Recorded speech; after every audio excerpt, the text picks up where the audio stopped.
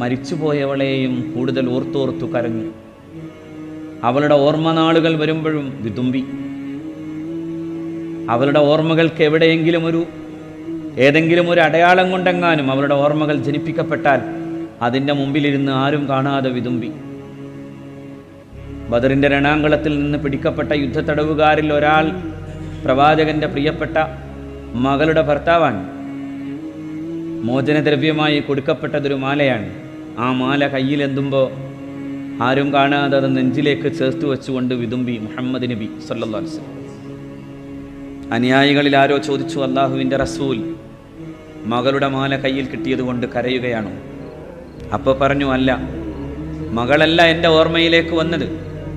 എൻ്റെ മകളുടെ വിവാഹ ദിവസത്തിൽ അവൾക്കായി എൻ്റെ പ്രിയപ്പെട്ടവൾ സ്വന്തം കഴുത്തിൽ നിന്ന് ഈ മാല ഊരി എൻ്റെ മകളെ അണിയിക്കുന്ന രംഗം ഞാൻ ഓർത്തു.